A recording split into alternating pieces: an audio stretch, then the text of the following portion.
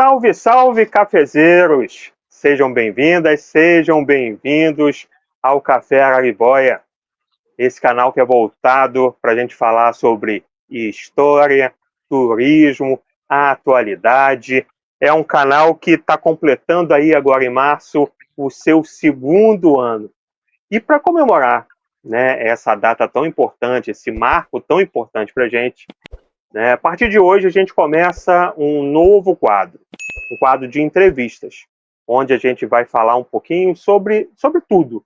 Né? Vamos falar sobre história, vamos falar sobre concursos, vamos falar sobre Enem, vamos falar sobre alienígena do passado, brincadeira, mas, né, esse quadro é para a gente trocar uma ideia com pessoas, né, que sabem das coisas.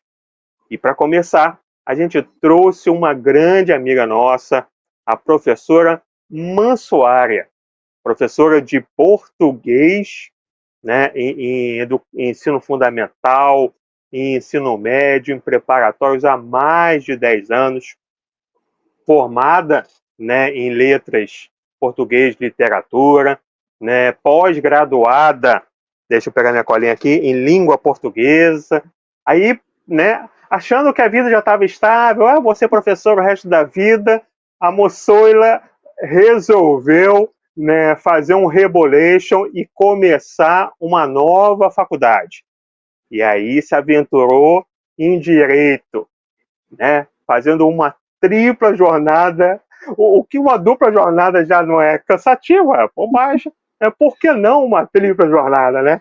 E aí ela se aventura também na Faculdade de Direito, na UF, aqui em Niterói. Se formou recentemente e agora ela está se virando nos 30 e por conta de tudo isso, a gente vai falar um pouquinho com ela. Né? Não é isso, minha amiga Flávia? Seja bem-vinda. É isso aí, Padreco. Olá, pessoal. Bom dia, boa tarde, boa noite. Oi, Mansur. A gente está muito feliz aqui, né, de começar esse quadro novo, né, que é um quadro de entrevistas, que a gente tem certeza que vai ser muito importante para o crescimento do canal. Como o Padreco falou, a gente está chegando aí, né, no nosso segundo ano com o canal todo reformulado e cheio de novidades, né? Aniversário de 2 anos do Café Araribóia, essa novidade é fresquinha para vocês, né? A gente vai inaugurar o quadro de entrevistas com a nossa amiga querida Mansuária, né? Como o Padreco falou, professora de português, trabalha comigo, já trabalhou com o Padreco também, né? Somos amigos de longa data, né? Trabalhamos juntos, isso é muito importante também. Né, e hoje a gente vai começar a falar um pouquinho, né, desses desafios dos famosos concurseiros, né? Como que a gente lida com isso? Né, eu vou começar a falar um pouquinho, né, daqui a pouco a gente vai começar a entrevista, mas eu vou começar a falar um pouquinho dos desafios de quem faz concurso e dos desafios do professor que prepara, né, os alunos para fazer as provas de concurso. A gente sabe que não é fácil, né, porque são muitos editais, as provas são muito diferentes uma das outras, né. Quem faz concurso ou quem já fez concurso sabe do que eu estou falando, né. E o preparo, acho que além do preparo do estudo, é o preparo emocional para a gente fazer uma prova como essa, né. O primeiro que a concorrência está cada vez maior, né, a gente vai fazer uma prova, né, por exemplo, para a nossa área de professor, a concorrência é surreal, né, tem muitas pessoas tentando, esses concursos pela questão, né, dos salários um pouco maiores, da estabilidade, acho que principalmente da estabilidade, né, de você não ter o risco de perder o seu emprego, acho que isso conta muito na hora de fazer um concurso público. E dos desafios de fazer essas provas, é bem difícil, né, porque você estuda para uma, tem um tipo de exigência, aí outro concurso é outro tipo de exigência, mesmo sendo da mesma área, né, a gente enfrenta bastante isso, né. E o desafio do professor que está preparando também as pessoas para fazer essas provas, né. Manso sabe bem, porque ela trabalha com preparatório, né, cada, por exemplo, redação, né, cada, edital é de uma forma, né, você não tem o mesmo estilo de redação para todos os concursos, né, isso também é um grande desafio. Então, Mansur, vou começar aqui, vou te fazer a primeira pergunta, tá. Amiga, quais seriam os erros comuns que os alunos cometem ao estudar para concursos públicos? Diga aí pra gente. Vamos lá. Primeiramente, bom dia, boa tarde, boa noite, boa madrugada, cafezeiro e cafezeiras do meu Brasil. Uma alegria muito grande poder estar participando aqui, né, desse projeto, prestigiando os meus amigos historiadores maravilhosos. E falando, né, sobre um assunto muito interessante, eu acho que é um assunto muito importante, né, como a Flávia já introduziu aí, as pessoas cada vez mais, por muitos motivos, têm buscado o concurso público, têm visto aí também como uma mudança, né, de status social, uma mudança de vida, entre outras coisas, né, que acaba se depositando aí. Só que muitas pessoas não sabem como estudar. Porque estudar não é só você sentar, você pegar um livro e você começar a folhear, porque isso está muito ultrapassado.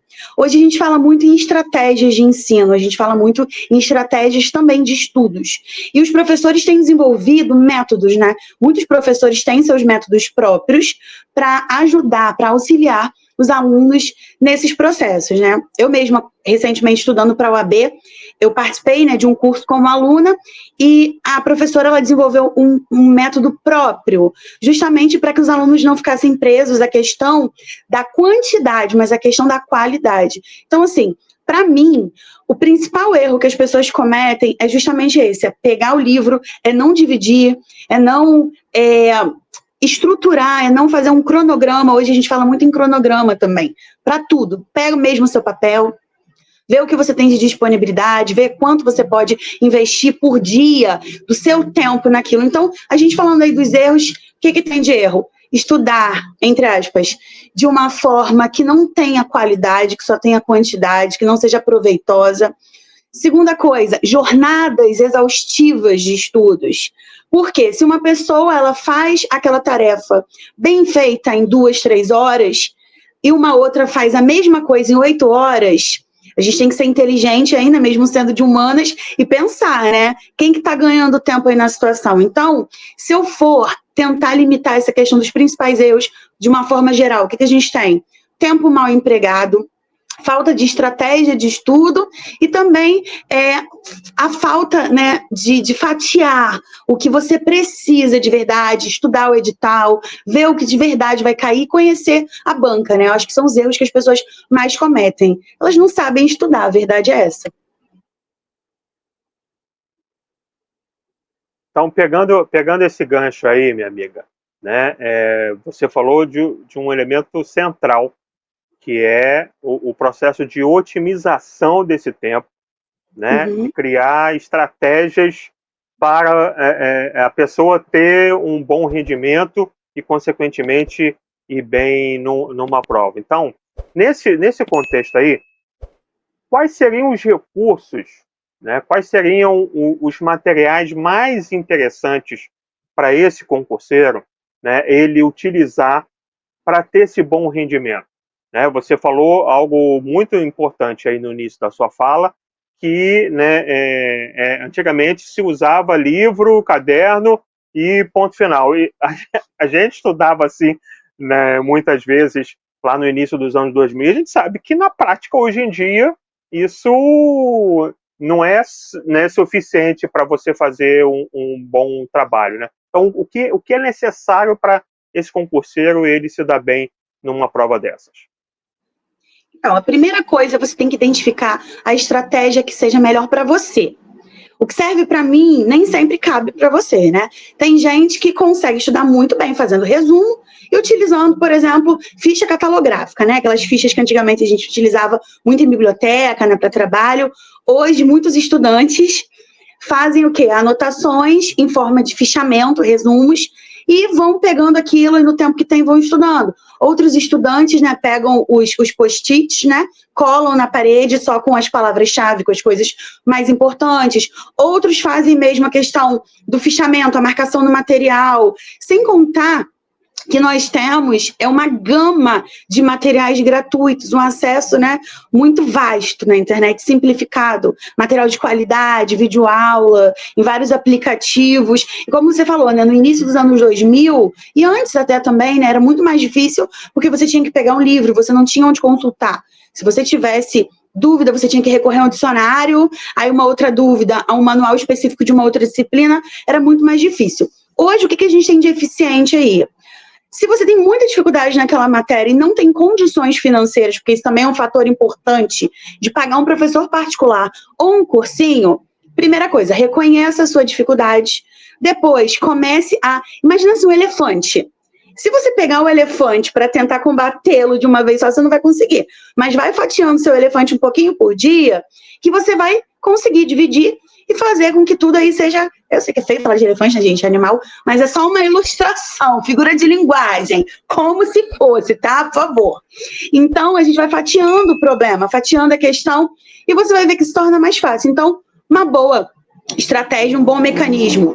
Se você tem dúvida naquela matéria e não tem como pagar o cursinho, vídeo aula. Se você tem uma facilidade maior, né, tem gente que é autodidata ou que não tem dificuldade em concentração, pega o material, vai marcando, faz o seu resumo, faz o seu post-it, mas nunca se esqueça de identificar as suas dificuldades. Outra coisa muito importante, questões. Faça questões, mas não é de qualquer jeito. Vou fazer 50 questões em 1 hora. Não, com qualidade, lendo, interpretando. E, última dica aqui, né, antes para fechar a pergunta, pegue a questão que você errou e entenda o que você errou.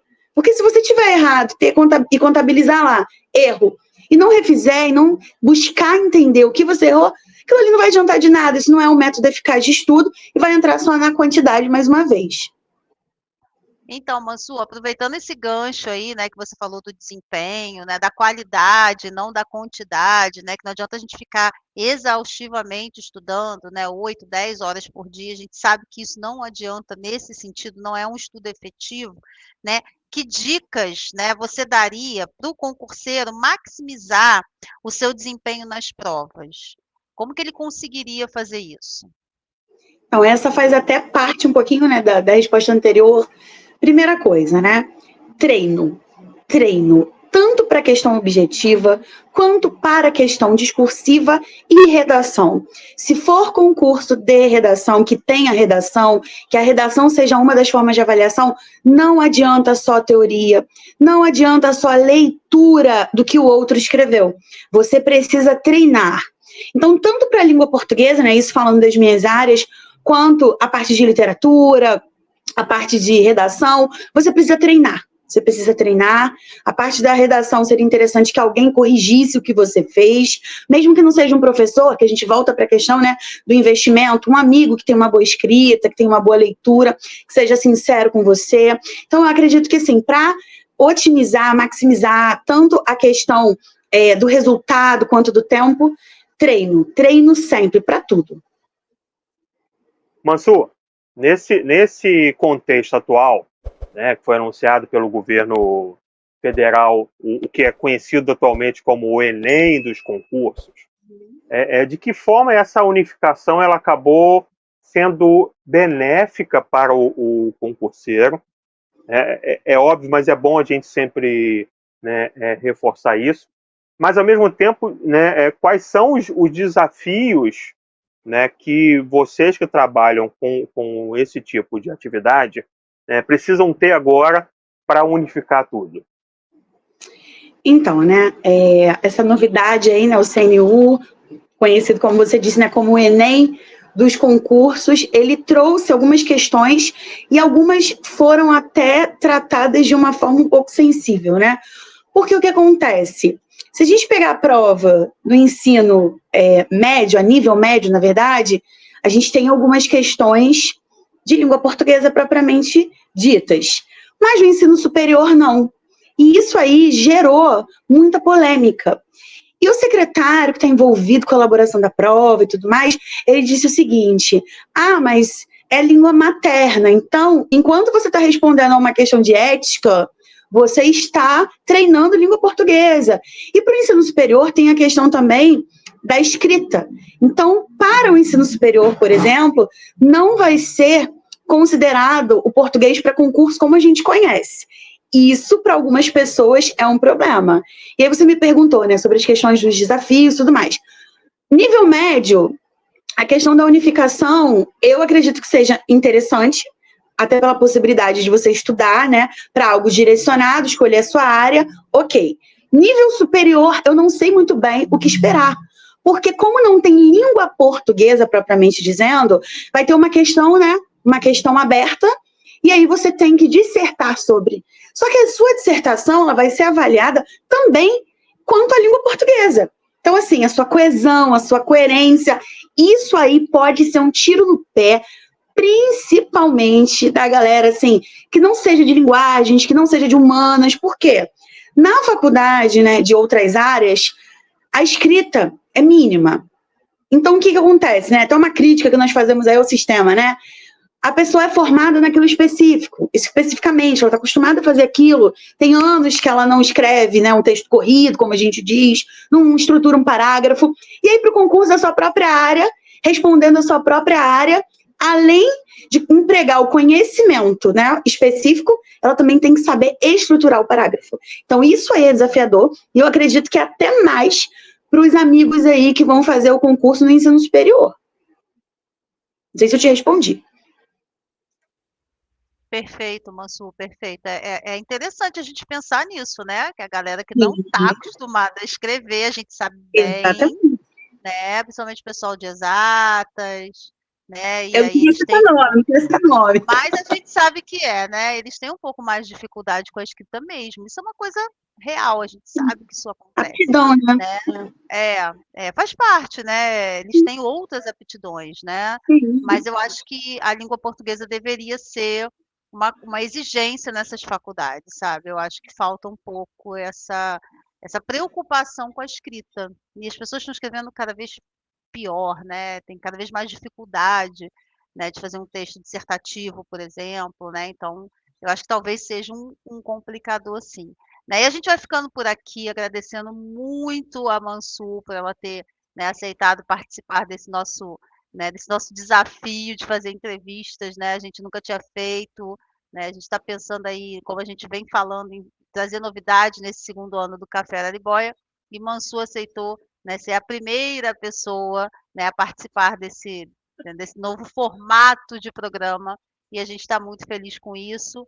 Obrigado, Padreco, obrigado, Mansu, e a gente volta porque ainda tem mais, tá? Essa é só a primeira parte, mas a gente vai voltar.